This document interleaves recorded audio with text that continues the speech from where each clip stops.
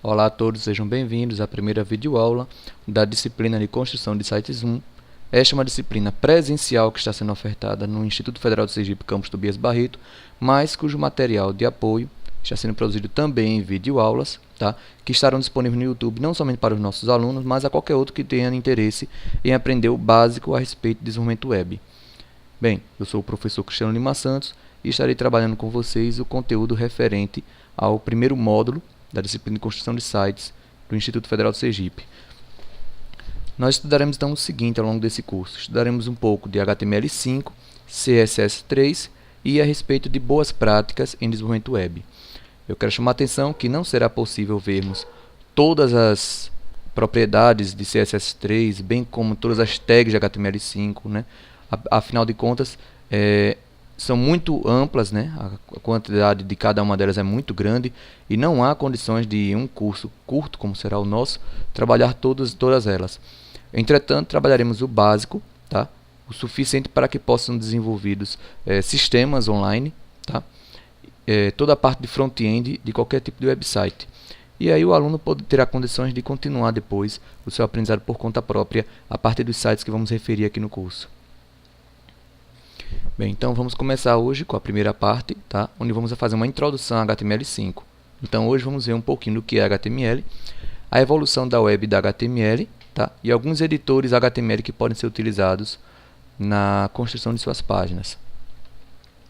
Bem, e o que é HTML? HTML vem do inglês Hypertext Markup Language, que em português, né, uma tradução é linguagem de marcação de hipertexto. Então é uma linguagem, tá? Ao longo do curso vocês vão aprender várias linguagens, linguagens de programação, de consulta, de modelagem, tá? Então, vocês vão ter contato com mais de uma opção de linguagem. Então, tomar cuidado para não confundir, pensar que toda linguagem é uma linguagem de programação. Em nosso curso, vocês estudam a linguagem de programação Java, né? Vem a linguagem de modelagem UML, a linguagem de consulta a dados SQL e aqui em construção de sites vão aprender um pouco a respeito da linguagem de marcação. Por que linguagem de marcação? Porque ela vai usar marcações, que vocês vão conhecer já já, chamadas tags, para definir a estrutura de um conteúdo, para descrever o conteúdo de uma página. Tá certo? E essa página a gente vai chamar aqui de hipertexto. Por quê? Porque o hipertexto ele vai além da noção normal de texto, né? Antes de termos a internet, como é que era lido um texto? Um texto era lido de uma ponta a outra, de cima a baixo, como um livro, né? Onde você vai lendo página por página em sequência. Com a ideia de hipertexto, a gente começa a ter hiperlinks, hiperligações entre vários documentos. E aí eu posso começar a leitura de uma página e no meio dessa leitura saltar para uma outra página para ver um conteúdo extra ou para ver um conceito a respeito de uma palavra que eu vi naquela outra página e depois voltar para ela. Então essa noção, né, de que a leitura não é mais sequencial, ela salta no espaço. Eu posso estar num documento e depois terminar lendo outro, depois voltar para o primeiro, né? Isso aí é o que a gente chama do contexto, né, do hipertexto hoje, tá? Que vai além de simplesmente um texto de forma sequencial. E aí nós temos a necessidade de construir documentos HTML para representar essa informação. E um documento HTML é um arquivo texto, tá? Que emprega marcações ou tags, como a gente já falou, para descrever o conteúdo de suas páginas, que será interpretado e renderizado pelos navegadores. É importante lembrar disso. O conteúdo HTML ele é projetado para os navegadores, tá? Então, quando a gente escreve um documento HTML, a gente usa marcações para dizer ao navegador onde deve ficar cada coisa. Onde é que está a informação a respeito do título da página, onde é que deve ficar o cabeçalho, qual é a imagem a ser colocada no cabeçalho, onde é que fica o título, onde é que fica cada parágrafo, onde termina um parágrafo, que estilo aplicar o parágrafo. Aí a gente já vai ver utilizando CSS, né? Então tudo isso que a gente vai escrever aqui nesse curso é focado no navegador, em como o navegador vai interpretar e renderizar aquela informação para o usuário final. Bom, mas antes da gente começar a falar de HTML propriamente dita, né? A gente vai trabalhar aqui no curso HTML5. É preciso que a gente saiba um pouquinho da evolução da web para entender qual é o impacto que a gente tem hoje quando a gente fala a respeito de HTML5 comparado ao que a gente tinha antes, na HTML1, 2, 3, 4 e XHTML, tá certo? Então, vamos lá. Então, primeiro temos que lembrar que antes de haver a internet, a gente tem o período aí da pré-web, né? Onde não existe rede, tá? E aí, como é que eram feitos a transmissão de dados? Não havia. No início a gente não tinha internet, os dados eram isolados, tá? Então não tínhamos uma grande rede de comunicação e acesso a esses dados. A internet nasce como um projeto da DARPA, né, nos Estados Unidos, com foco em intercomunicar esses computadores. E aí, em caso de uma guerra, se um desses servidores tivesse problema, a informação que lá estava não seria totalmente perdida, tá certo? Mas faltava uma ferramenta para facilitar o compartilhamento dessas informações. Quando era somente de uso militar, ninguém sentia necessidade disso, porque eles já tinham os softwares que eles utilizavam, que eles implementavam, para fazer essa comunicação.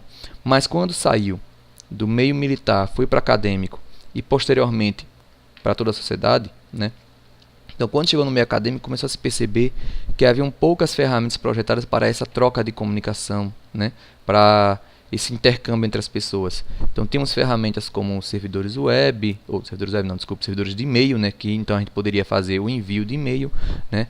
Mas não tinha uma forma de estruturar a informação, né? Com imagem, com texto, com hiperlink e ligações entre várias páginas e uma forma fácil de compartilhar isso com qualquer pessoa. Assim, surge a necessidade de uma rede de alcance mundial, que é a tradução livre de World Wide Web, né? A fim de fazer essa troca, né? E aí eu desafio vocês a pensarem um pouco. O que é então essa World Wide Web? Será que a gente consegue imaginar o que seria a internet sem esses endereços www que a gente vê hoje, né? Quer acessar meu site? O meu site, como vocês já sabem, é cristianosantos.com, né? Qualquer um que coloque lá esse endereço, lembrando que o meu nome é com H e R, né? CHR. Então, se você colocar lá o endereço, você vai conseguir chegar no meu site. Isso por quê? Porque alguém padronizou dizendo como encontrar os endereços e a partir desse endereço, né, chega no endereço IP do servidor onde está o meu site. E lá ele identifica qual dos sites que você quer, no caso o meu, e aí ele retorna para você as informações. Então, já imaginou como seria a navegação, a troca de informações se não houvesse isso? Cada qual teria que implementar o seu próprio sistema para exibir as informações e entrar em um comum acordo para que outros usassem o mesmo sistema, senão não conseguiria fazer troca de informação, né? A mesma coisa quanto ao acesso de informação, não tinha ideia de um servidor web onde as pessoas poderiam colocar suas páginas, tá? Então veja o que acontece aí, né? Que não é uma coisa tão simples, é um passo e tanto, tá? Então a gente pode dizer que é um terceiro grande passo. O primeiro grande passo foi a invenção do computador eletrônico, tá certo? Em 1946. O segundo grande passo, surgimento da internet pela DARPA, né? A DARPANET, que aí permite a comunicação entre os computadores. Não teríamos como ter a World Wide Web sem internet. E um terceiro grande passo é quando nasce a www, porque agora ela vai facilitar o acesso da informação por qualquer pessoa. Graças a ela, a internet se tornou realmente popular, tá certo? E quem define, né, a web, né? Quem foi que inventou, conceituou e especificou como deveria funcionar a web? Vou dar um tempinho aí, quem quiser mais tempo pode pausar o vídeo nesse momento e tentar lembrar o nome da pessoa.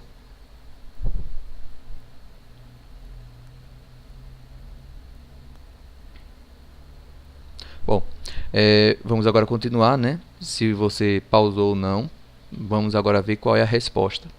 Então, o conceito da World Wide Web, em sua primeira versão, a versão Web 1.0, nasce em 1990 por Tim Berners-Lee. Tá? Então, foi Tim Berners-Lee o idealizador dela e ele continua contribuindo muito, né? Nos anos seguintes com o desenvolvimento da web. Então, ele propôs a Web 1.0 como uma junção de três tecnologias simples. A HTML, como você já sabe, é uma linguagem de marcação de hipertexto. O HTTP, que é o protocolo para transferência de hipertexto. E hiperlinks, né? São, no caso, a forma como funcionariam as hiperligações entre documentos. A possibilidade de, ao clicar em um link, né, em um hiperlink, como é melhor dito, conseguir alcançar uma outra página. E aí os alunos sempre ficam em dúvida entre o que é HTML e o que é HTTP, como é que funciona isso. A ideia é bem simples. Então vamos imaginar que você tem seu computador em casa, está aí agora, pode estar acessando a internet. Você é um cliente, né? Sua máquina é um cliente, ela vai trazer as páginas que você solicitar. E aí você quer acessar o meu site está em um servidor. Quando você faz a requisição para o meu site, essa requisição vai até lá no formato HTTP, tá? Seguindo o protocolo HTTP. Então é quebrado em pacotes de um tamanho definido, que chegam no servidor, ele remonta os pacotes na ordem especificada, né? Usa TCP, e aí depois de montar essa sua mensagem, o servidor vai ler e vai saber qual é o seu IP, qual é a página que você está requisitando, e depois de compreender bem o que você deseja, demais parâmetros, etc., ele vai poder pegar a página HTML que está lá, né? Por enquanto, nessa primeira versão da web, a web 1.0, a página é estática, então são arquivos HTML que estão lá no servidor, tá? Não são construídos dinamicamente, e ele pega essa página e vai enviar para você. E o protocolo de envio, né? No caso, como ele vai chegar até a sua máquina, é novamente via o protocolo HTTP. Então vai quebrar a sua página, né, que você acessou, em blocos pequenos, em pacotes, que quando chegar na sua máquina vão ser juntados na ordem correta mais uma vez, e depois de juntados, né, o seu computador vai entregar ao navegador só o conteúdo dela, que é a página em HTML, e aí a página HTML vai ser exibida pelo navegador, tá? Então é mais ou menos assim que funciona. A web, nesse ponto, ela é meramente informativa, estática, as páginas não mudam, tá? Se eu quiser ter uma nova página lá, se eu quiser alterar uma página, eu tenho que subir um novo arquivo para o servidor. E a partir de então, enquanto eu não subir um novo, é aquele arquivo que vai ser servido para todo mundo, tá certo? E aí surge uma ideia um pouco nova, né? Vamos agora para a web 2.0, que é a que mais se predomina até hoje. A gente tem que tomar cuidado para não pensar que todo tipo de página estática, ou seja, que a web 1.0 morreu completamente, que só vivemos a 2 ou só vivemos a 3, que a gente vai ver daqui a pouco, né? Não é bem assim que funciona. A gente sempre tem uma mistura delas, então no caso ainda há páginas que são construídas totalmente estáticas, segundo os moldes da web 1.0, não é toda a web hoje que é dinâmica, tá? Apesar de que a grande maior parte é sim dinâmica, construída com tecnologias server-side, tá? Mas a gente também tem um pouquinho do 3.0 que a gente vai ver já já acontecendo, ou seja, tem uma mistura um pouco delas, tá? Mas o que é o Web 2.0? Esse termo foi cunhado em meados de 2004 por Dale Dougherty, tá? Ele definiu o que era a Web 2.0, que seria uma web onde todos podem construir conhecimento, né, informação, e publicar na web, tá, de forma colaborativa. Para isso, eram necessárias tecnologias que fossem executadas do lado do servidor, né, que a gente chama de tecnologia server-side, linguagens de programação que pudessem, em tempo de execução, na hora que uma pessoa requisita uma página, a partir dos detalhes enviados para aquela pessoa, por exemplo, seus dados de login ou uma palavra de busca, nessa hora construir o resultado em HTML, então ele vai construir a página inteira nessa hora, então não é uma página estática no HD, lá do servidor, e retornar como resultado para aquela busca. Isso trouxe grandes vantagens. Por exemplo, agora a gente tem um sistema de login que funciona corretamente na Web 2.0. A gente tem a possibilidade de fazer buscas por uma palavra-chave, porque por qualquer palavra que seja buscada, na hora vai poder ser construída a consulta e retornada, tá? Fóruns, né, onde a gente tem informações que são armazenadas dinamicamente. Antes não tinha como haver fórum de discussão sem esse tipo de tecnologia, porque a página tinha que ser subida para o servidor como um HTML estático, um arquivo. E aí não tinha como então fazer um fórum de verdade, né? Então essas tecnologias ajudaram muito, tá? Vale lembrar que essas tecnologias não nasceram em 2004, tá? Final de 90, início de 2000, começam a surgir essas tecnologias, tá? Essas linguagens de programação server-side. Mas o conceito em si só é cunhado, tá, em 2004 por Dale Dougherty. Todos então passam a ser produtores, diferentemente, né, do que acontecia antes, onde alguns poucos, né, geralmente as empresas, eram produtores de conteúdo e a grande maioria da população era somente consumidor daquela informação. Agora não. Qualquer pessoa pode produzir conteúdo e consumir conteúdo. Quer ver só? Redes sociais. Nas redes sociais, como por exemplo Facebook, Twitter, Instagram, qualquer um pode postar sua informação. Seja, né, desde uma simples foto na praia até um vídeo tutorial explicando como consertar o seu computador. Blogs, sites de compartilhamento de multimídia, todos estão nesse pacote, vamos assim dizer, tá? Então, qualquer um pode utilizar dessas ferramentas para produzir conteúdo e disponibilizar os demais. Com isso, há um crescimento exponencial dos dados, né?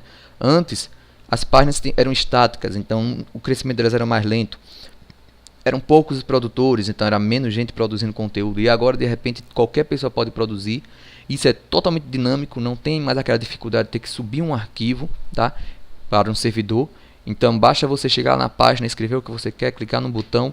Então isso aí instigou as pessoas, incitou a produzir cada vez mais conteúdo, tá? E aí a gente vê que de repente a internet explode. Todo mundo hoje produz conteúdo. Prova disso é o YouTube, onde todo mundo quer ser um youtuber famoso hoje, né? Ou publicar tutoriais a respeito de algum conteúdo, ou todo mundo quer ter um blog, tá? Essa então é a web colaborativa, né? Ou web dinâmica, uma web que seu conteúdo é construído de forma dinâmica pelas próprias pessoas em tempo real.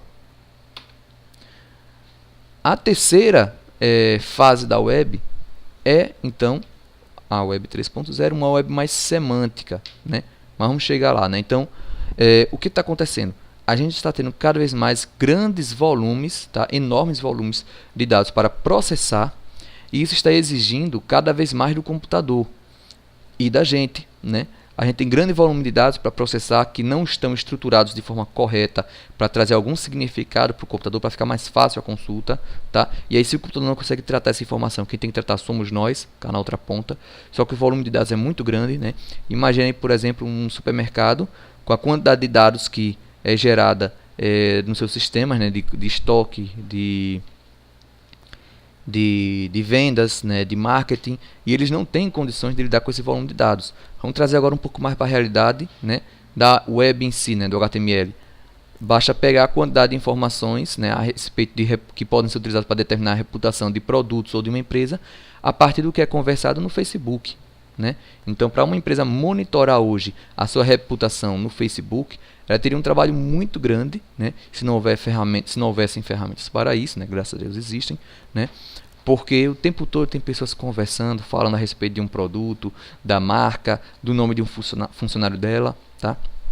Então a gente precisa cada vez mais de ferramentas que permitam ao computador compreender essas informações, a fim de facilitar a filtragem e processamento das mesmas para algum objetivo. Então veja, a gente precisa que o computador compreenda a informação. O computador tem que saber qual é o significado, qual é a semântica daquela página. Entramos então aí na ideia da web semântica, tá? Semântica vem de significado, tá? Então a web semântica é uma extensão da web atual, onde a informação terá um significado bem definido, permitindo que computadores e pessoas trabalhem em cooperação. É interessante, isso aqui foi dito por Tim Berners-Lee e Eric Miller numa apresentação, ainda no início da web 2.0, ou seja, muito antes de explodir a quantidade de informação que a gente tem hoje. Ele já previa que o computador teria que ter alguma forma, algum suporte oferecido pela própria web para determinar o significado dessas informações, a fim de facilitar o nosso trabalho. Então é que legal. Então, como é que fica a questão da web 3.0 então, né? Vamos ver aqui esse desenho. Ela é feita em cima de 4 patamares, né? Ou 4 etapas, né? Ou pilares, ou como que preferir chamar. O primeiro deles é a importância de definir um modelo de dados, a forma como os dados vão ser estruturados e modelados, tá certo? Definir uma linguagem de consulta a esses dados, e aqui está o nome de uma das que foram sugeridas, tá? Talvez não seja essa a linguagem do futuro, apesar de que é uma das bastante trabalhadas hoje em nível científico, em nível acadêmico. Então tem que ter uma linguagem de consulta aos dados que foram modelados, tá? E que estão lá salvos. Então é uma forma do computador consultar mais facilmente, ou da gente, né, nós usuários finais, escrevemos a consulta para o computador. Deve adicionar estrutura e semântica, né, definições. A gente vai ver já como é que a proposta da HTML5 para introduzir essa semântica num documento HTML, tá? Numa página para a web. E por fim, deve trabalhar na web real, deve funcionar em todos os casos da web, tá? Esses são os 4 pilares para a gente conseguir uma web verdadeiramente semântica.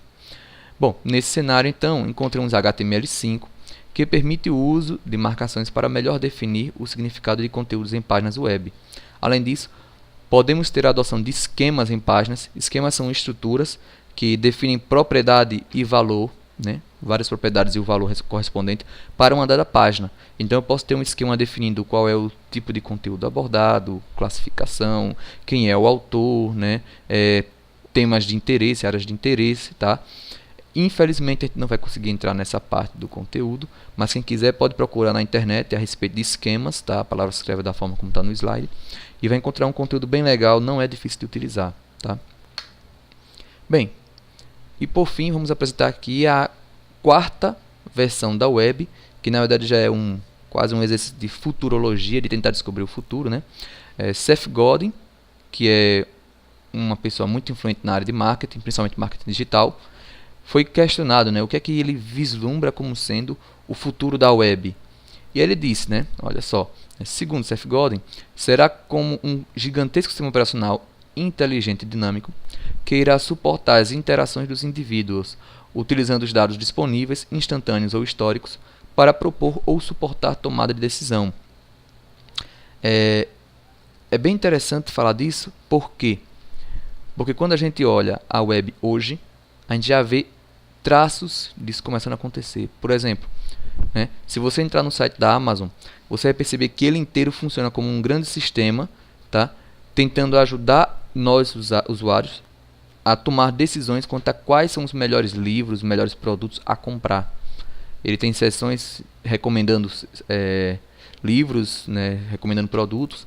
Ele aponta o que outras pessoas já compraram, né, oferece dados a respeito de análise de outros, né? Então você já vê que é um site, eu estou falando por enquanto só de um único website, que já começa a dar essa cara de ser mais do que somente um website, né? Ser um sistema completo. A gente pode avançar mais um pouco e observar hoje como funciona o sistema de publicidades da Google, né? O Google AdWords, ou a depender de qual ponta você está, né? Você pode chamar de AdWords se você é um publicitário, né? Um advertiser, ou AdSense se você na verdade é um publisher, né? Um editor de conteúdo. Mas enfim, como é que funciona esse sistema hoje? Se você entrar no site da livraria A e ver um livro legal lá, e esse site roda algum tipo de plugin, né? de script da Google, esse script ele tem a capacidade de saber qual é a página que você está, qual é o tipo de conteúdo que você está lendo, né? Traçar um perfil seu através de cookies. Então você pode até não saber, mas os navegadores, os motores de busca hoje eles tentam traçar esse perfil, né? Principalmente a Google.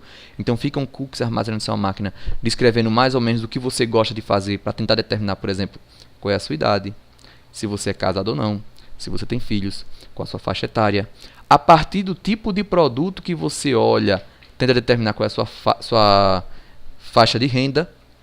Veja só quanta coisa interessante. Você não falou nada para ele, mas ele consegue determinar tudo isso já, né? Então ele estima mais ou menos qual é a sua faixa etária a partir do que você vê, qual é a sua faixa de renda, se você é casado ou não, se tem filhos, tudo isso a partir do que você está fazendo na internet.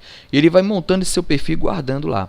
E aí de repente você sua livraria A, que tem também o script da Google, aí ele vai perceber que você está vendo lá o livro, por exemplo, de Sun Tzu, A Arte da Guerra, e aí ele cadastra lá que você está interessado nesse livro, e você sai sem comprar esse livro. Quando você acessa o site de uma outra livraria, uma livraria B, ou mesmo sem ser livraria, pronto, até um site qualquer, uma rede social que tenha um sistema de publicidade da Google, o que acontece?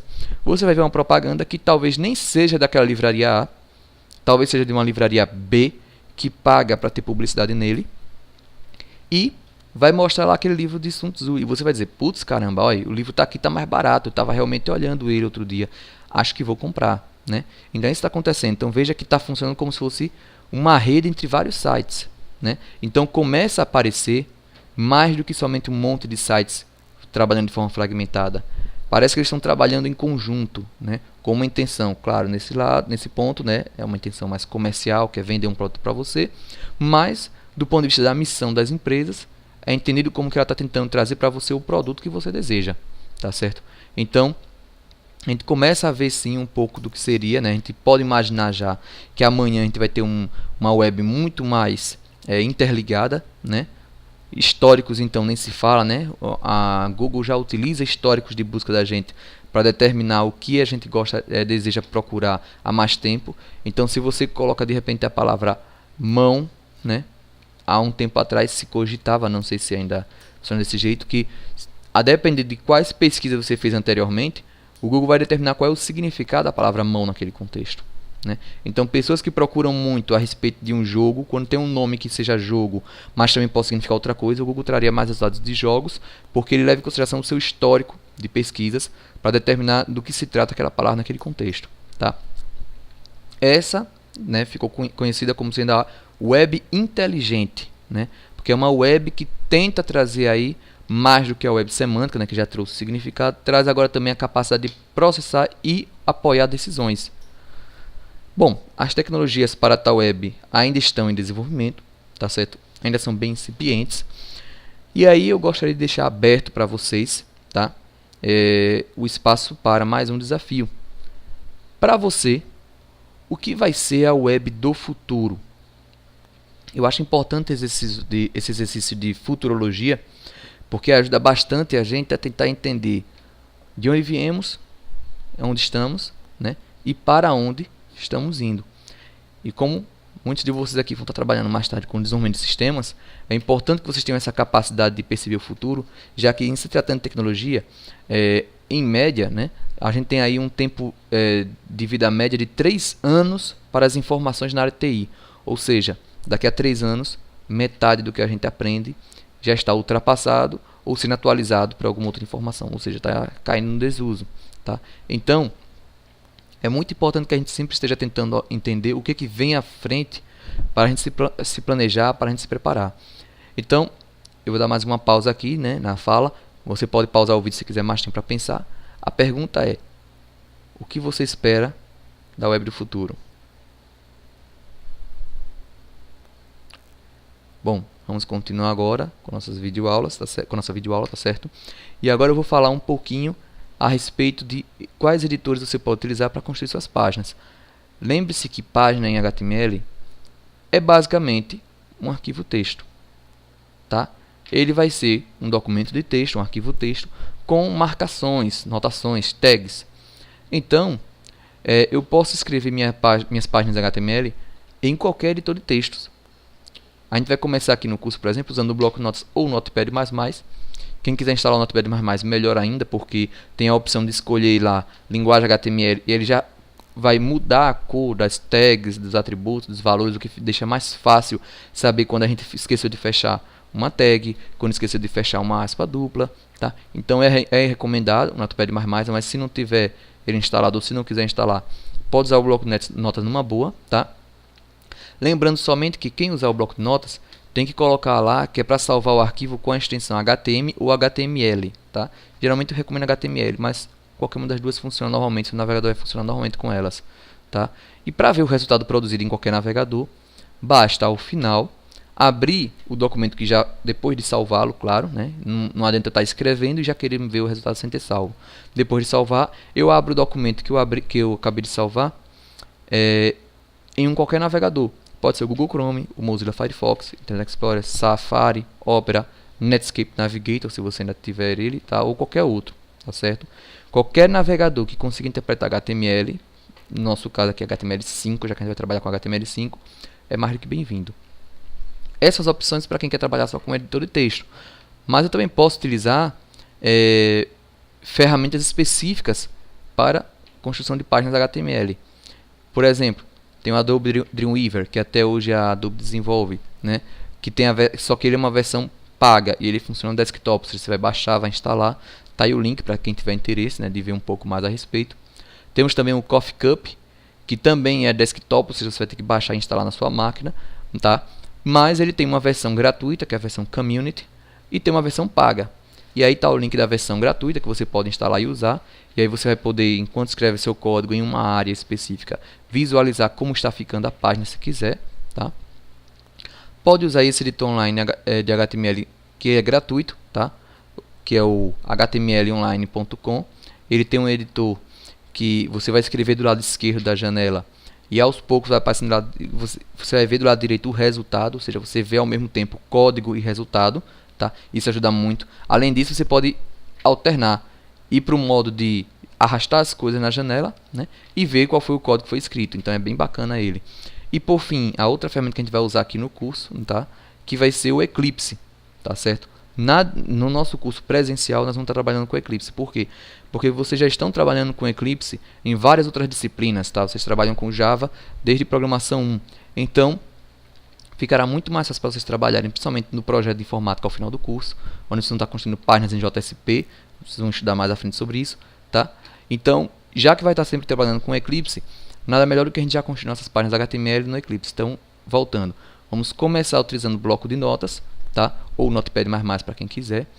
Vai fazer seus exercícios nele e, com o tempo, a gente vai depois migrar para o Eclipse e construir nossas páginas nele, tá certo? Bem, esta foi a nossa primeira aula. Ficamos por aqui, espero que tenham gostado. Podem deixar comentários, tá?